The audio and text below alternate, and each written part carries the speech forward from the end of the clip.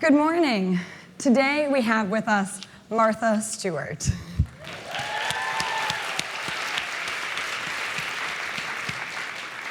And Martha's stats are really impressive. We think a lot about stats and data here at Google, but these are pretty amazing.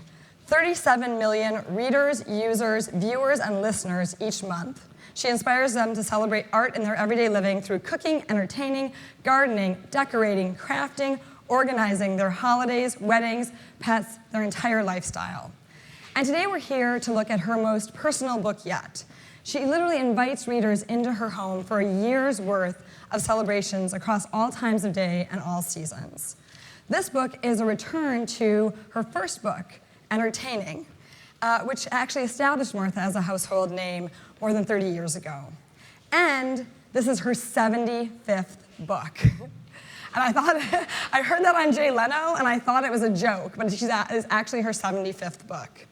1,800 recipes each year in her magazines, Properties, and Martha Stewart Show, and she's also won 18 Emmys. And approximate to our industry, she's also won the Webby for the best lifestyle website. Please welcome Martha Stewart.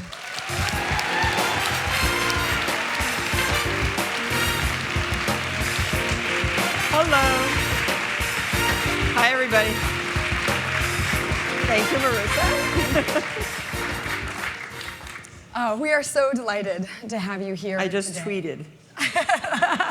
That's great. We're so excited to have you here today. You can see the Googlers are all just so excited that you've made the trip to come and see us here in Mountain View. And I'm going to ask you a few questions. We'll have questions from the audience later. We've also been collecting questions ahead of time. And actually, the first one was a bit of a joke from Ted Podremo. He asked, do you have any suggestions for decorating Charlie's Cafe, which is the room that we're in? Well, the flowers are very fancy for Charlie's Cafe. Well, thank you. They are beautiful. Succulents and orchids and roses. Very beautiful. No, you can't decorate a place like this. Yeah. It's all Well, this is our it's already the place, and it's so exciting to be here. I'm really happy. Thank you. It's a very functional space, if not a very decorated space. But what I wanted to go ahead and start off with is where you started. Because I think that what a lot of people don't know, and I was surprised, I got to visit your office and your studio last year, is that you actually started off as a model. I did. World-renowned model. We actually have a beautiful photo of Martha when she was a model. Oh, yes. And, of course, we also have the Google image search. If you type in Martha Stewart model, you can see all of her modeling shots.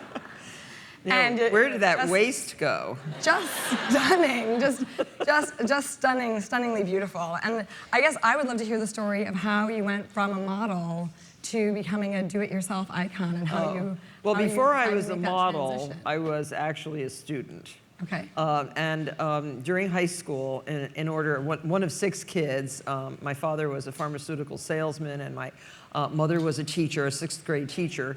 And there was no extra money to go to college. There was no extra money to buy beautiful clothes, and I loved beautiful clothes. My mother was quite well dressed, but she made everything. So we learned how to sew. We learned how to do all those homely things at home.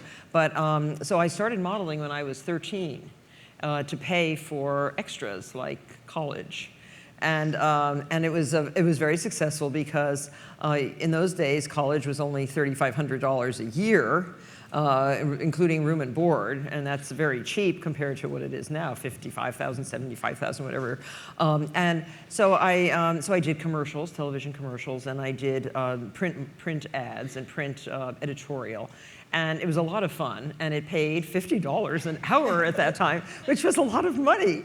And my commercials appeared on things like Gunsmoke and Wyatt Earp and different. So it was a very, very good way to earn money. So it wasn't really, and all during college too. I went to Barnard College at Columbia University, and that time too I was modeling.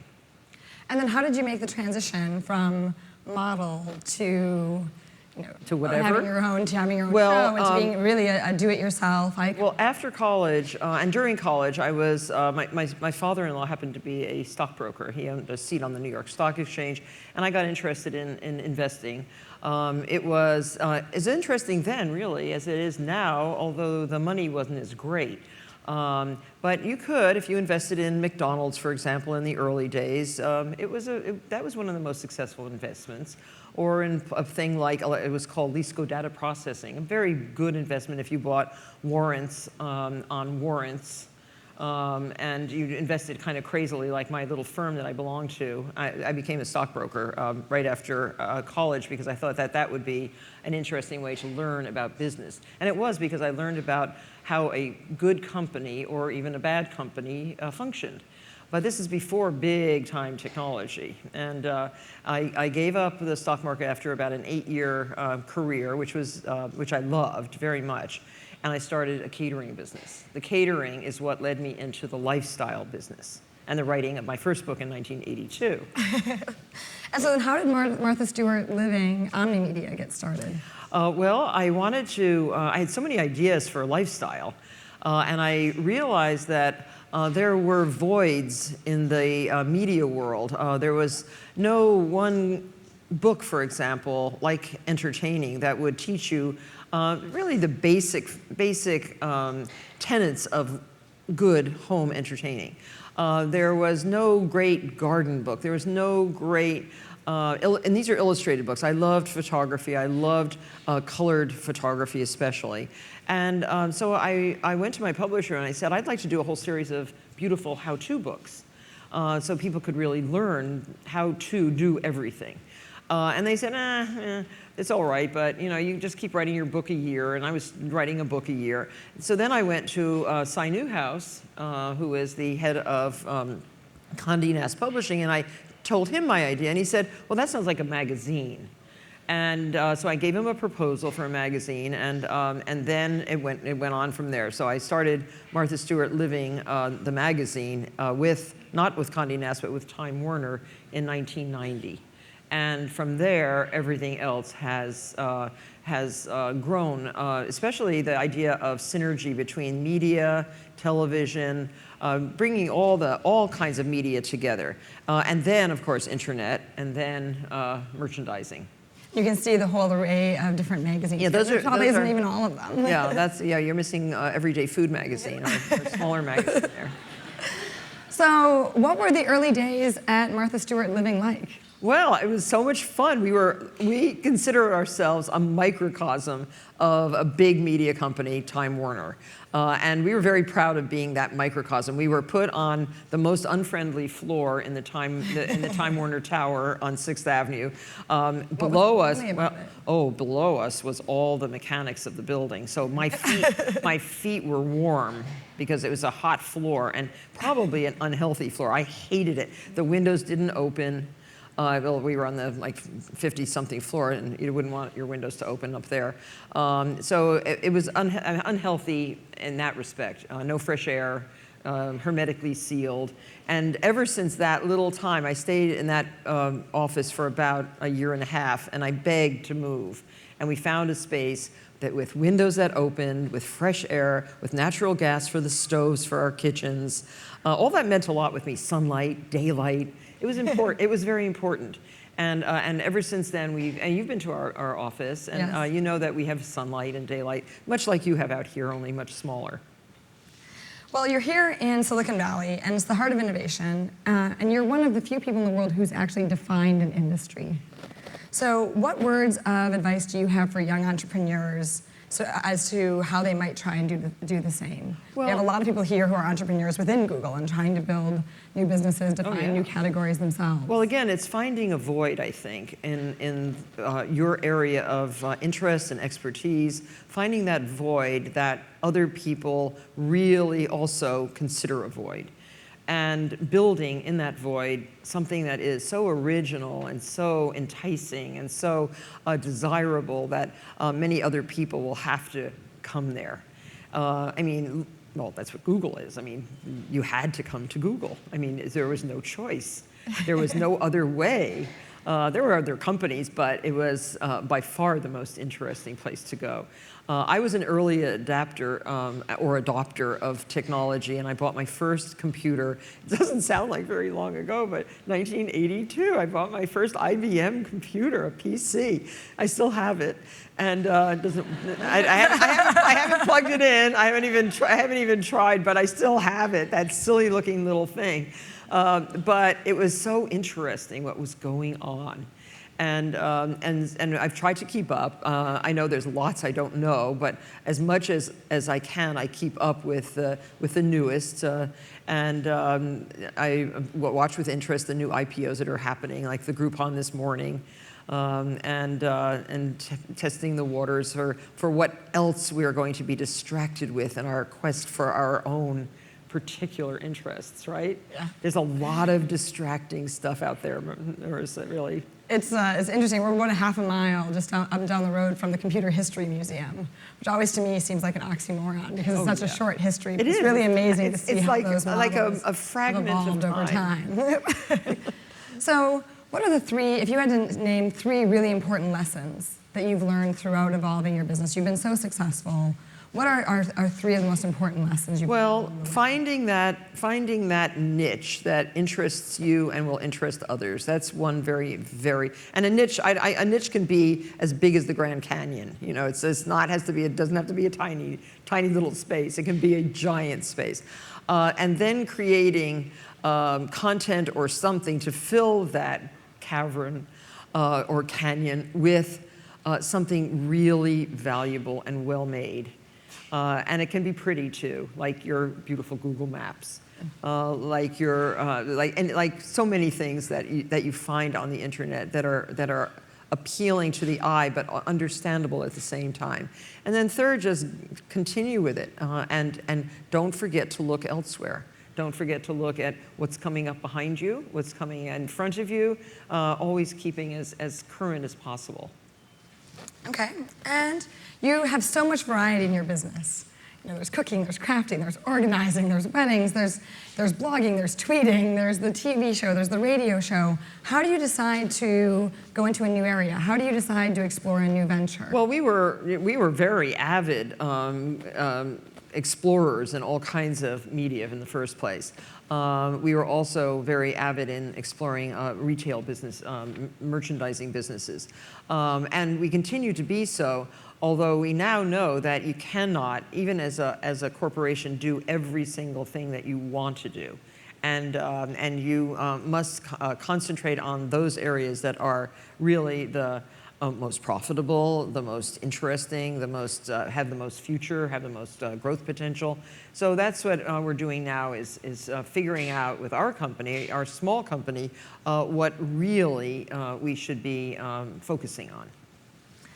Okay, well, we have a little video I'd like to show because one of the things we've seen is that users are constantly Googling you.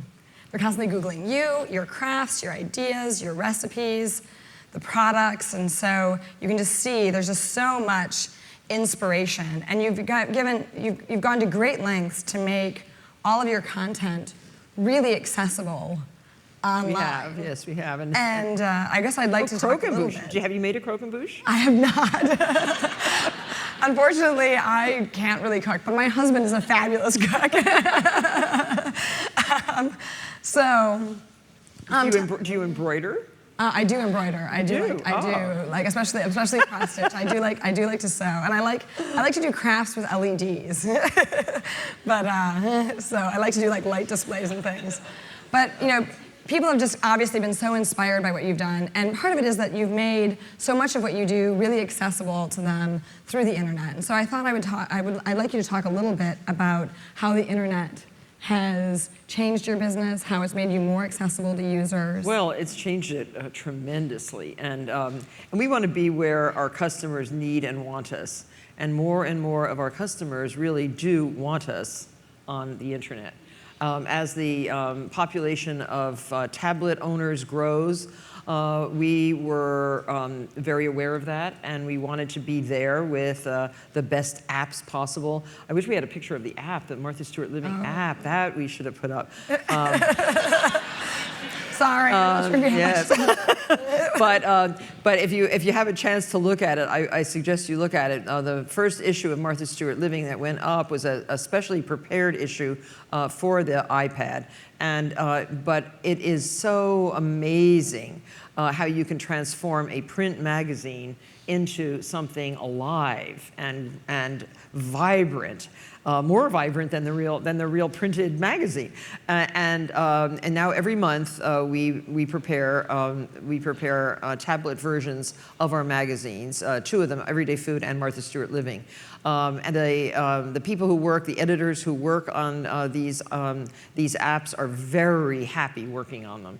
They love creating the imagery, which is a little different from print photographs, but the photographers love it, the editors love it, the writers love it, and the users love it. They love looking at it. So we're doing that. We have a couple of fantastic apps, a cookie app, a cupcake app, a drinks app. That's a really good one. If you're when you get home from work on a Friday night, that's a good one to go to for some inspiration. So we're doing that. We're working very hard to get across. I do a daily blog which reaches about, on average, maybe 500,000 or 600,000 page views a day, which for a blog, and one of 12 blogs in our company, is pretty good. But people get to know you. They get to understand the value of what you're trying to set forth. And I like that. It's a personal, my blog is a pretty personal blog. Lots of views of snowstorms and tragedies, and the tragedies, the broken trees, those get the most page views. The death of a dog, oh my gosh. It's sad, but that's what happens. People like that. They want to commiserate. But that's so. And we are really using as much even this little device, the Nook, where you just send a PDF of a magazine to the Nook. The economics are very favorable. And I wondered, how would it do? Well, actually, the Nooks are selling well, and the subscriptions via the Nooks selling well. And so we have to figure it out. Advertisers haven't figured it out yet. Publishers haven't figured it out yet. Maybe Google has answers for me today about what's going to happen here. But we're in a very important stage of transition right now with media especially. Where are you going to access your information regularly? Is it going to be in that beautiful magazine that you can open and page through, or is it going to be on your tablet? We don't know for sure yet, but I can see sort of where it's going. Yeah, we have some very exciting demos to show you later today. But yes, I think we're all really excited about tablets, particularly Android tablets. Yeah, and I said to somebody, yes, well, I don't have one yet. Well, we'll make sure we change that today. We can hook you up with an Android tablet. We've got a few of those around. I had one in Italian. That didn't do so well. But yesterday I was talking to one of my publishers who's traveling with me on this book tour, and I was saying, I have all my books in one place now. I don't have to have a suitcase just to carry the books that I'm reading. And I used to read one book from cover to cover, and I wouldn't pick up another book, Marissa, until I finished that book. And I knew I was finished with it. But now, with the tablet, you can put in any number, hundreds and hundreds of books, and just pick up where you left off on any number of books. And it's confusing. It's confusing and it's convenient, but I'm the same way. If it's very convenient, book, I have to finish but it is confusing. But it is nice to actually be able to jump around between the books. So on the topic of the blog, one of the interesting things you've done is you've created Martha's Circle, which is actually a community of bloggers that interact with you. Can you tell us a little bit more about that? What inspired you? What are some of the interesting things that have happened in Martha's Circle? Well, we like other bloggers. We've done programs on our television show of just an audience full of bloggers, and we let them blog all during the show, and it's a lot of fun.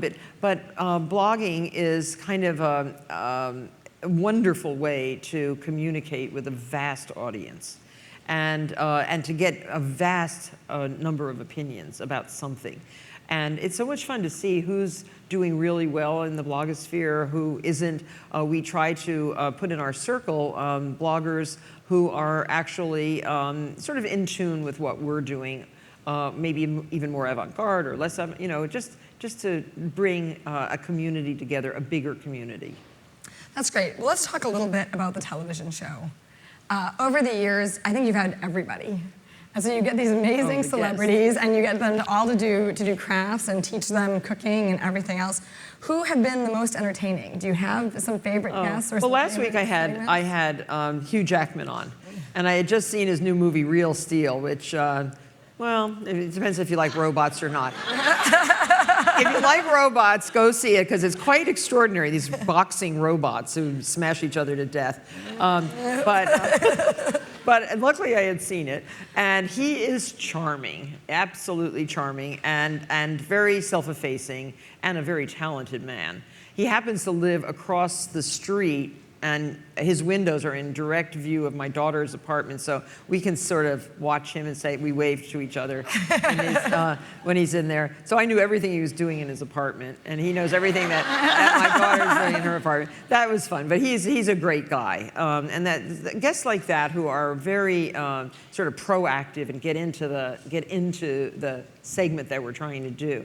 Some actors really are actors, and they don't, unless they have a script and a director, they really can't do anything. I mean, wow. They even admit. I mean, one actor said to me, I said, gosh, that scene in the Cherry Orchard, a Chekhov play. I said, gosh, you talk about cherry trees like so knowledgeable. He said, I don't know fuck about cherry trees. And Chekhov wrote the words, I just act them, you know, and it's fun.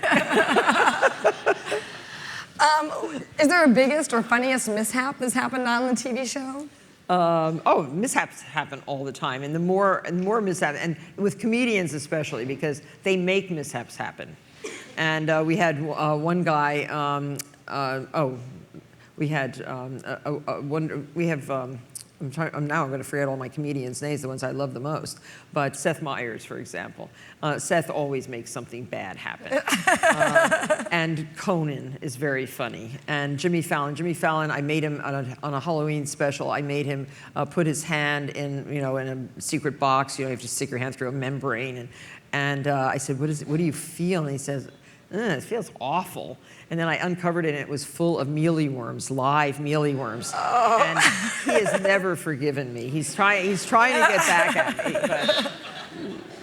So let's talk a little bit about the book. So the first book I have here, so this was Entertaining. Yep. It was your first book. Very first. Huge bestseller, inspired, I guess, all the books that came after it. And now your new book is a revisiting. Yes. This one weighs a lot more. This is like 6.5 pounds. Wow. Yeah, it's not a sequel. It's not, because it's quite different, actually. And the first one was a textbook on how to entertain, a picture book with beautiful visuals, and a recipe book. And this book is really more, I think, more cohesive. And the first book had a lot of parties that I was catering at the time. And this one is really all personal parties. And I also had Elizabeth Hawes, help me write that first book. And I didn't know how to write a book. I had never written a book when I wrote that in 1982. And she was such a good teacher. And that's another thing that anybody contemplating writing or creating something like that is, if you don't know how to do it, find somebody who does know how to do it and can kind of teach you the method. That's why we go to school. I mean, but I hadn't taken a writing course. So I found my voice doing that book, and I was so happy that I did. And this one, I wrote every single word, and I write final text if I can. I think about it a lot. And we took the pictures for 4 years. So during that time, I sort of knew what I was going to say. And then I sat down last Christmas and took until I finished on my 3rd floor craft room and wrote away. So there it is. And how did you decide what to include in the book? Well, we took pictures. We created a whole bunch of fabulous parties, invited real people, friends and family and guests and colleagues, and photographed them, and then designed the book, and then wrote the recipes, and then wrote the book. Oh, wow. So there was a lot left on the kitchen floor. Those stories I hope will maybe make the next book. Is there one celebration in there that just stands out in your mind as your absolute favorite? Well, I like Easter a lot with Easter bunnies. There's a really great picture in here of my veterinarian's daughters who came for Easter. Did you see the one with the little girl looking at the giant chocolate rabbit? No. Wow, that is a really big That is rabbit. a great picture. She's smaller than the chocolate rabbit, but those are fun. Those are fun and memorable events. Well, one of the things is, you do a lot with the holidays.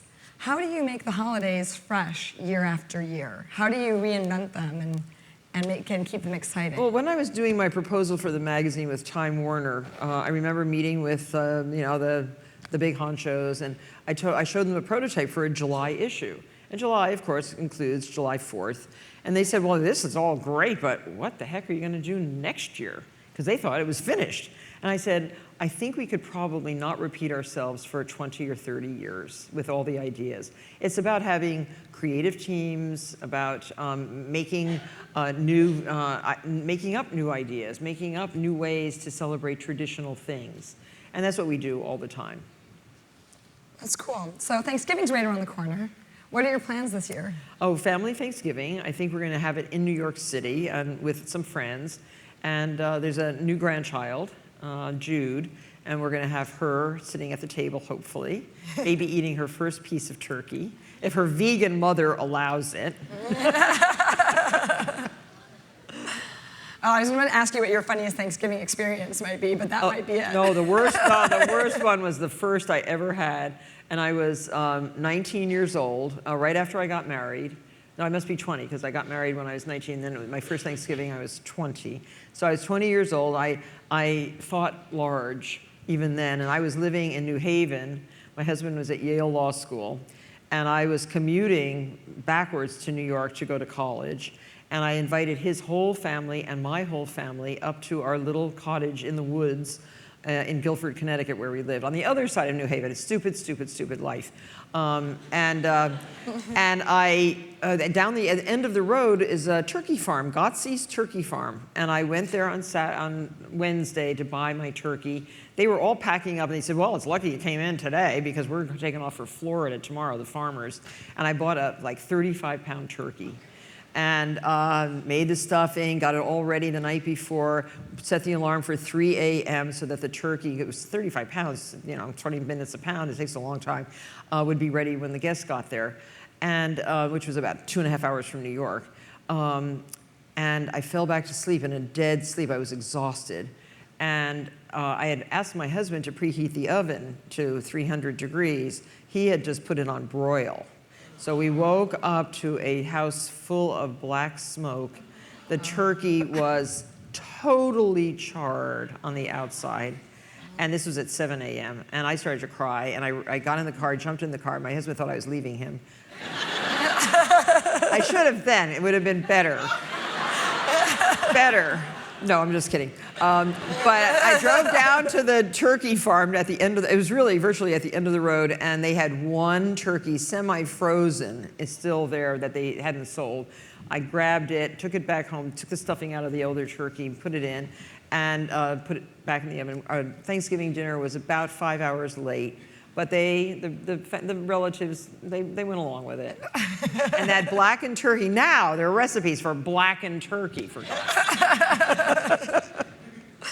Long story, sorry. Well, we've been collecting questions from Googlers, and Bob Fowler, one of our Googlers, wants to ask, when entertaining, what is more important, food or presentation? Food. And what is your favorite holiday food? My favorite holiday food. For Christmas, eggnog. Okay. And did you have a least favorite dish to cook? Is there something that you really don't like to cook? Well, if I don't like to cook it, I don't cook it. So, I mean, that you have your choice. There's nobody's forcing you in your own kitchen to cook something. We recently acquired Zagat, and Zagat is all about restaurants. Do you have favorite restaurants? Is there a favorite everywhere. Restaurant in the world, a favorite restaurant in New York, a favorite restaurant in San Francisco? In New York, one of my favorite restaurants, just because the ambiance is wonderful, the look of the restaurant is so exquisite, and the food is really, really good. It's a Japanese restaurant called N-E-N, Brasserie. And the young couple who owns it is, she's from Tokyo, and it's superb food. Wow. So I go there a lot. It's congenial and very, very nice, and it stays open late. And I like that one a lot, but then I like all the great chefs too. Sure. Let's change gears to technology. When did you realize the web was going to be this incredible catalyst for your media empire? Well, was there a moment you can pinpoint where you're like, wow, this web thing is really going to happen? well, let me see, like about when we started with our business on the internet, it was immediately very attractive, very enticing, and very important. So I would say maybe 10 years ago. Okay. Another question from a Googler, Eugenia Bazagos, asks, you're quite active on Twitter. You tweeted on your way out here. I just started to follow your boards on Pinterest, which is a new startup out here that's getting a lot lot of buzz right now. I'm very impressed that you're actually already on Pinterest. It's just getting like started. Almost day one. I find it repetitive. Oh, really? Yeah, I don't know why, but I do. Okay. So, how? we'll try. Hopefully, the guys at Pinterest will try and make it less repetitive. I love you, Pinterest. How best do you? Is there a particular way that you really like to engage with your fans online? Is it the Pinterest boards? Is it Twitter? Well, Pinterest is very visual. On Twitter, I do both twit pics as well as just tweets, and that works very well. I have almost 2.5 million followers who are pretty active. I love to do instant surveys. So if I'm meeting with a new potential business partner, and we did this not long ago with a retailer that I wanted to carry our cleaning products.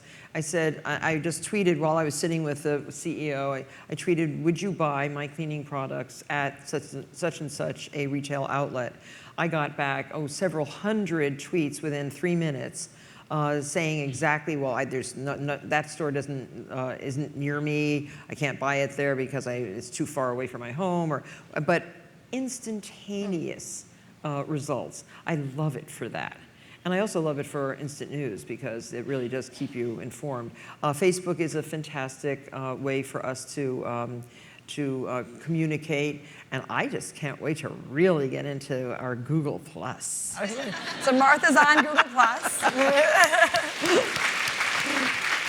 Martha's on Google+. We are. And in fact, Eugenia actually had a question. She said, we would really love to see you do a Google+ hangout.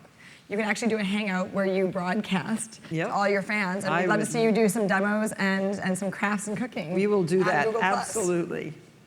And Judy Chang asks, you publish your calendar online. It's full of activities, from your book tour to TV appearances, mulching your garden, polishing your silverware. How many people work on your household staff? And how much do you sleep each night? The sleeping's sort of like crazy, and it depends on what I'm thinking about and what I'm doing. But in terms of household staff, I have 3 houses, so they're all open all the time. So I want to be able to. They're used as laboratories, so I want to be able to go there and they're clean and dust-free and ready for pictures. Anywhere from 2 in a house to more, depending on what we really need to do. Staffing is always a challenge, and keeping good staff. One of my housekeepers has been with me for 30 years. Wow. One has been with me for 27 years. And they really know where everything is, and I have a lot of stuff. How much of a role does search play in your day-to-day? What do you search for? It's a very important part of my day because I do a lot of writing, and I oftentimes have to find out something about something. So I will use it for my research. It's much quicker than going to the local library or to down the road from my house. I can't do that. And so it's a tremendously wonderful time saver. But that said, I use it for lots of other things too. Shopping, of course. Comparison shopping, of course. For the research, for information like maps. Very important to me to know where I'm going and how I'm getting there. I use it for a lot of things. And we're working on more. I know that actually when I met you in your studio, there was this amazing ceramic bowl that was just very organic Oh, right, the looking. German bowl, The yes. German bowl. And Martha said, like, okay, when are you going to have a search technology that's going to help me figure out where this bowl came from and where I can get more of it? Right. We're Yeah, working just- on it. We don't have yeah. visual search quite that good. I mean, yet. if it doesn't have a barcode on it, or it's not a well-known object, to be able to photograph it and find it in somebody's catalog. That is happening. I know it's happening more and more every single day. Well, today we have Google goggles, which can recognize landmarks and products that have things like barcodes or text on them. But we are working on that visual recognition. I'm going to ask Martha one more question, and then we'll go ahead and open it up to audience questions. So if you want to move to the microphones, if you have a question, we'll open it up in just a second. But my next question is about YouTube. So we talked a little bit about search. You're really active on YouTube. Lots of amazing clips that can teach people how to do crafts and cooking. How do you decide what goes on YouTube? How do you know what your users really want to see? Well, we're always experimenting, and during holiday times, they want to know how to do Turkey 101. They want to know how to make a croquembouche. They want to know how to fold a fitted sheet. They want to know how to fold a T-shirt. I mean, it's amazing how many different things people really need and want, and we try to keep up with that. That's cool. Okay, let's go ahead and go to the audience here. Hi. Hi, thanks for being here, Martha. It's great to hear from you. Thank you. You've grown your business into a complete lifestyle empire, but how do you keep challenging yourself? What would you like to accomplish in the next 5 to 10 years? Well, in the next 5 to 10 years, I would like to work with some of the more impressively progressive people that I've met. I would like to develop new ways of thinking about things. I would like to build my store, which I haven't built yet. And so there's a lot of things to do. Great, thank you. Yes, let's go ahead. This is definitely not as serious of a question. It's sort of silly, but how do you fold a fitted sheet like that? Oh, corner by corner by corner, your hands in, and there's a certain way to which corner to take at the 1, 2, 3, 4, and it does fold quite nicely. Not perfectly, but very nicely, and it'll fit in your linen closet. But my suggestion to all busy people, do your laundry, dry the sheet, put it back on the bed.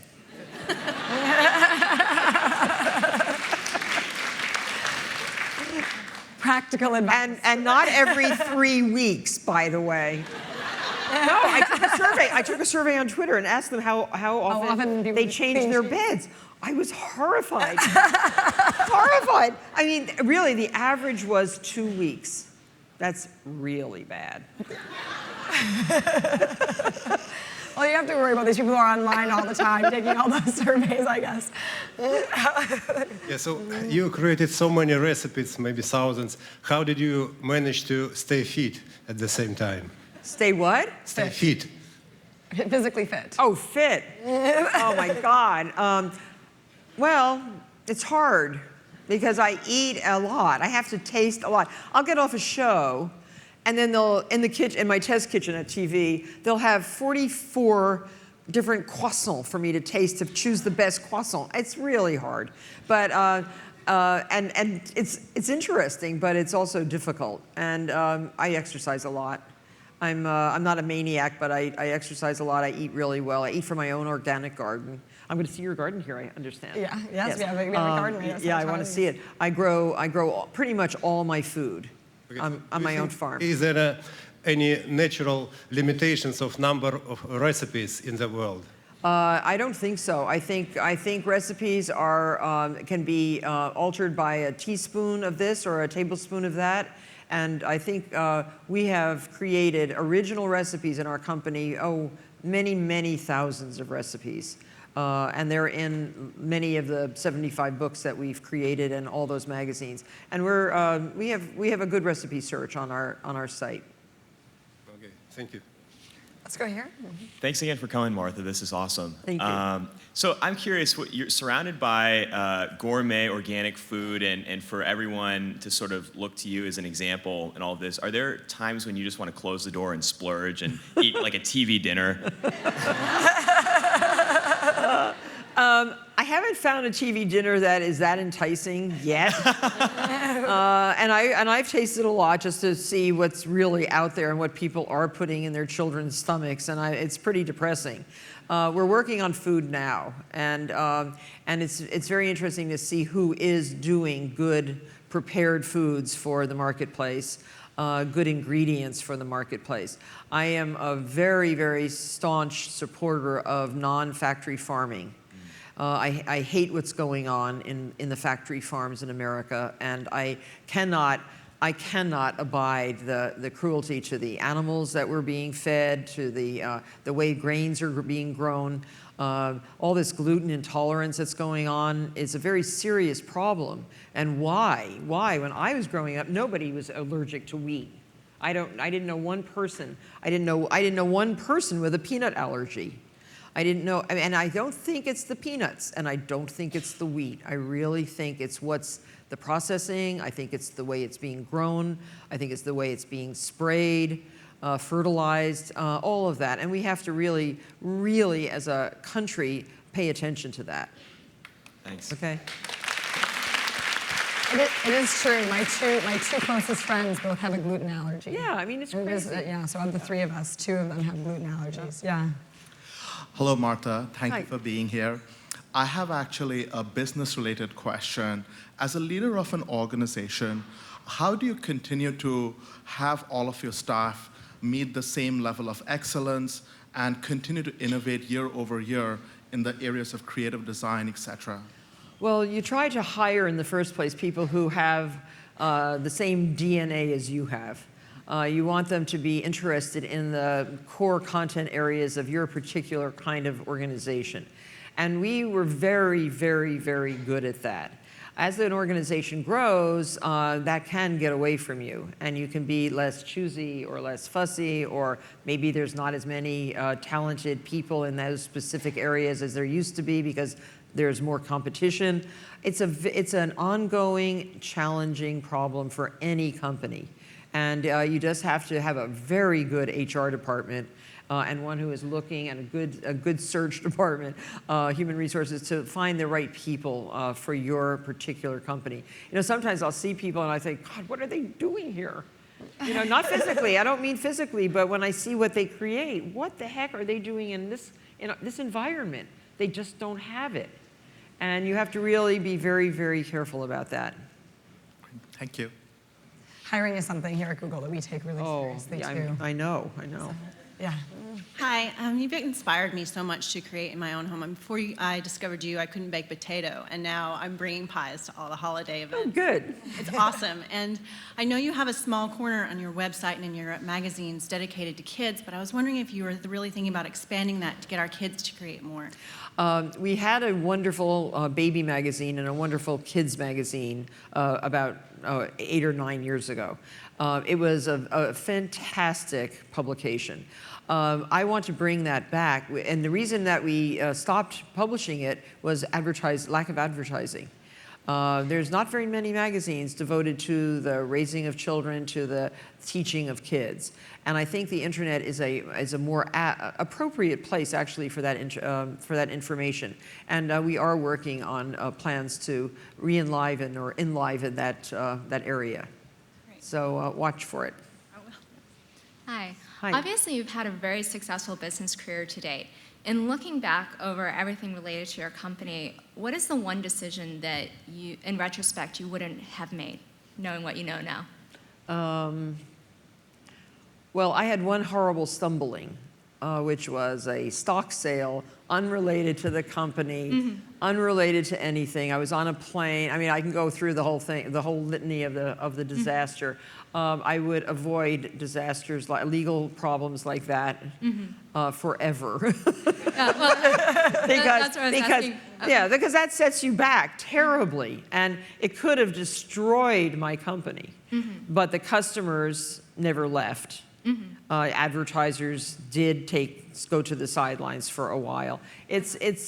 And rebuilding something that's beautiful and useful and good is a lot harder than building it. So the rebuilding process is painful for me because I never go the same route to the same place ever if I can avoid it. You know, if there's a straight line, I will go circuitously so I might see something new, because my motto is see something, learn something new every day. So avoiding with the help of maybe you know, really the best advisors or something, just avoid, if you can, avoid a disaster.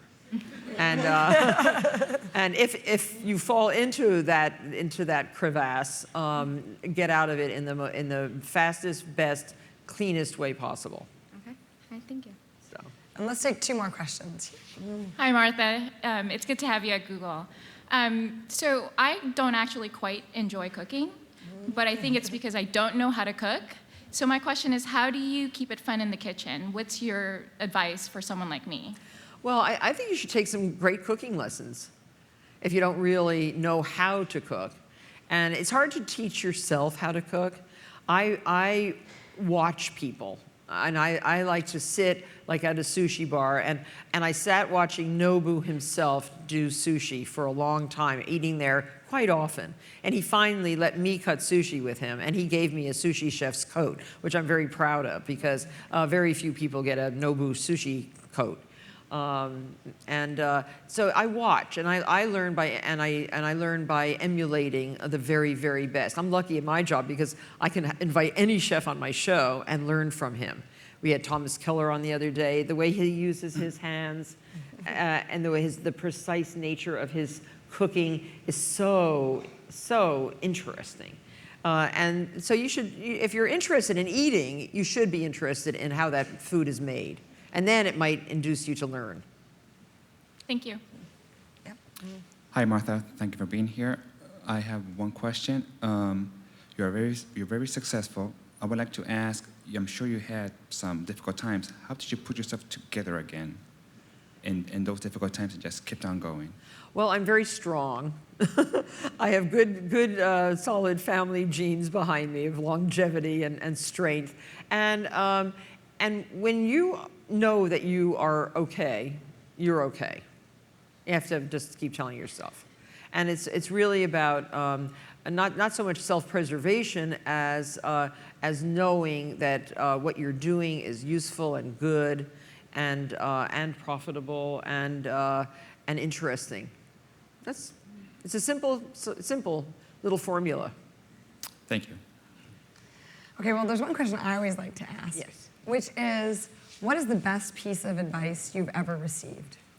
Is there one that stands on your mind where you were just like, oh, like somehow I've carried that with me, or it was in just a really critical moment? Well, my dad, when I was about 16, I think applying to college, I sat there and I said, you know, Dad, where should I go?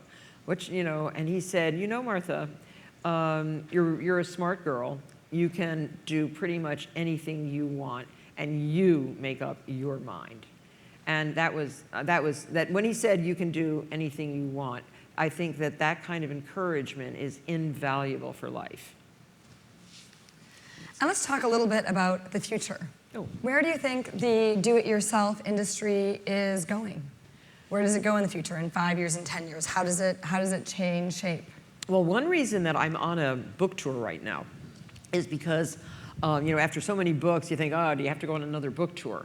I get to see people face to face. And last night at Macy's in Costa Mesa, I guess that's south of LA, there were so many young people in line, young mothers with babies. So many babies came, and this is at 7 o'clock at night. The babies were there, the young mothers were there, their husbands were there.